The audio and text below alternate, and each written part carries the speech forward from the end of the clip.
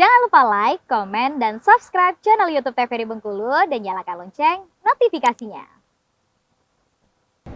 Balik lagi di Opini Obrolan Pagi. Ini pemirsa masih dengan tema yang sama, yaitu digital marketing, dan masih bersama dengan Bang Ferry. Enggak terasa ya? Apa terasa nih? Enggak terasa. Kita Seru. udah ada di penghujung nih ya.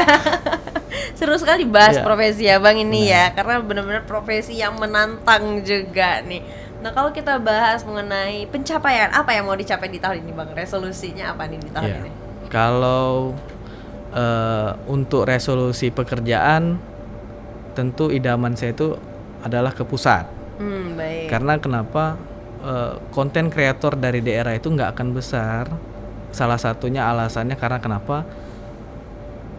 Di Jakarta atau di Jawa, di pusat itu, kalau kita posting, kan jangkauan orang-orang sekitarnya itu kan sangat rapat, penduduknya sangat dekat. Jadi itu membantu kita untuk terboost atau terviral tadi kan, bahasa itunya. Kalau di daerah, kita kan algoritmanya kan dikit orang-orangnya yang medsos itu. Kalau kita posting dalam waktu, setelah kita posting dalam waktu yang bersamaan itu sudah ada yang komen dan like, maka postingan itu potensi viralnya tinggi.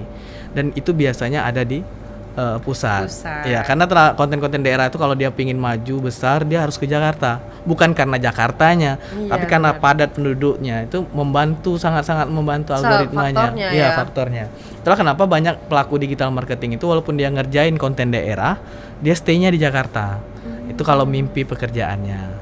Kalau bisa pergi ke ke pusat sambil ngerjain digital marketing, bergabung juga di instansi pemerintahan di pusat misalnya kan. Tapi kalau untuk resolusi pengabdian, saya sedang merintis membangun organisasi Bengkulu Digital Kreatif. Karena saya melihat ini kan potensi yang sangat besar, sangat menjanjikan, dan perlu orang-orang paham. Maka organisasi ini saya rasa menjadi sangat penting untuk wadah bagi kita kawan-kawan untuk terus sharing, untuk memotivasi dan untuk membantu bagaimana mereka juga bisa berkarir di digital marketing ini. Itulah baru mau ngerintis sebenarnya. Itu resolusi saya berharap 2024 ini bisa menjadi organisasi yang besar langsung. Amin, amin. Semoga dibantu aminin ya pemirsa. Nah Bang, tadi sempat tertunda sih tadi ya sebenarnya. Dalam pengerjaan satu konten itu biasanya berapa lama waktu yang dibutuhkan? Saya tipikal orang yang cepat. Jadi kalaupun ada konten, saya kurang tertarik membuat konten-konten yang panjang, maksudnya itu butuh makan waktu lama, anggaran. Saya tuh lebih ke efisien dan efektif. Dia sedikit saja. Konsepnya pasti saya pikir bagaimana ini bisa cepat selesai tapi tetap efektif dan efisien. Baik itu anggaran pembuatannya dan juga talent dan segala macam. Maka konten-konten tuh saya nggak, misalnya ada konten bagus nih, tapi dia tidak memenuhi unsur itu, pasti saya cut. Jadi saya lebih ke ya kalau satu konten tuh ya kalau bisa diselesaikan, tag videonya cukup 3 jam 4 jam aja, oke, gas ya kan. Tapi ketimbang untuk yang berhari-hari ngerjain, padahal dasarnya nanti ya kita ngerjain berhari-hari, efektifnya juga kurang, percuma juga. Iya, kan? Apalagi sekarang beriklan di medsos, kita mainkan meta ads-nya medsos itu kan, kayak di Instagram kan kita dibatasi durasi 90 detik. Jadi konten video yang lebih dari 90 detik dia tidak akan bisa beriklan di Instagram. Di Facebook memang tidak dibatasi, tapi kan penontonnya juga jenuh kalau terlalu panjang. Terlalu lama, ya benar. Jadi saya lebih ke ide-ide yang simpel-simpel saja. Tapi aja, yang penting ada isinya gitu ya. Target menarik. Dan capaiannya harus jelas. Harus jelas, benar. Kemana? Nah, kalau untuk membranding seorang nih Bang, itu apa sih yang harus dilakukan, tips-tips yang seperti apa yang bisa Abang bagi nih? Yang menarik untuk membranding seorang gitu. Kalau saat ini kan saya sedang mengkoordinir kampanye udara salah satu calon DPD RI. Alhamdulillah berhasil duduk. Nah, jadi dia ini kan wajah baru di Bengkulu, maka penting bagi saya memikirkan bagaimana membranding beliau ini secara soft selling. Kita mau secara halus dulu. Karena orang akan jenuh, tiba-tiba orang kan pasti tahu kalau caleg nyalek, wajar baik, nyalek. Jadi kita harus mampu membuat konten-konten yang soft selling tadi sehingga orang tidak terasa kalau dia sedang berkampanye. Nah, itu yang harus dibangun popularitasnya, naikkan popularitasnya karena pintu masuk elektabilitas keterpilihan ini kan popularitas. Walaupun di medsos itu tingkat elektabilitasnya memang kecil, tapi minimal pintu masuknya kan popularitas. Nah, medsos inilah penunjang popularitas tersebut. Maka itu yang menjadi menguras otak bagaimana harus kita membranding ini penuh dengan kehati-hatian juga. Karena terpleset sedikit di media sosial itu hancur kita dibuatnya. Iya, bisa babak belur. Babak belur iya. itu pasti. Bahkan strategi memainkan opini publik pun tidak bisa sepulgar. Kita paham nih bagaimana membangun opini publik, tapi untuk membranding seseorang kita penuh hati-hati karena salah sedikit perspektif orang nanti akan negatif. Nah, itu yang penuh dengan kehati-hatian. Maka alhamdulillah sih selama 2 tahun ini membantu dipercaya sama beliau tidak ada masalah satupun. Karena penuh dengan pertimbangan tadi kan. Terhandle dengan baik Iya. semuanya ya Bang.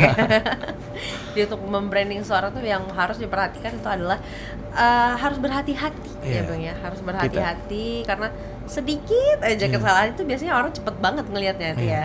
Jadi kesambar nanti Iya. tuh. Misalnya nih kita konten, misalnya calon kita nih mau ngasih bantuan misalnya kan ke orang-orang desa di rumah. Kalau kita bilang ibu kita Bu mohon doanya ya selanjutnya kan itu kan hard selling benar tuh kan. Iya, kasar benar, kan. kasar. Jadi orang tahu baik ngasih bantuan karena mau nyalon. Tapi di saat kita ngasih bantuan tapi bantuan itu tidak nampak, Bu mohon izin titip, saya titip captionnya ya, saya titip Bu ada rezeki sedikit, insya Allah bisa membantu, mohon doanya semoga pengabdian ini bisa kita luaskan lagi. Ini kan halus santai gitu kan. Jadi orang lebih kena ke sisi sosialnya, tapi orang akan termindset baik ya, orang ini gitu ya. baik gitu. Maka penting kita namanya digital marketing. Kita memainkan pemasaran melalui digital kan. Jadi kita harus benar-benar memanfaatkan itu. Iya benar sekali. Nah Bang, ini kan udah lama nih mengurusi tentang persosial mediaan nih, udah lama juga ya. Pernah nggak sih Abang jenuh gitu loh? Sering. Itu Karena gimana ngalihinnya biar nggak jenuh? Sebenarnya itu tadi media sosial itu kan sangat jenuh dan kita juga penuh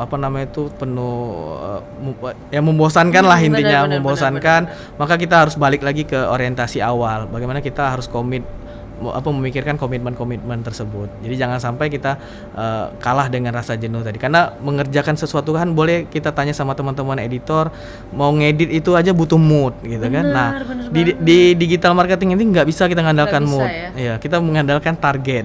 Kita clear jam segini. Makanya saya tuh kalau di tim itu mungkin timnya agak kewalahan karena kerja target. Jam 12 kita harus selesai. Padahal mulai ngeditnya jam 8. Jadi memang ini. Tapi memang harus seperti itu ya Bang ya, harus agar ya bisa berkelanjutan seperti ya.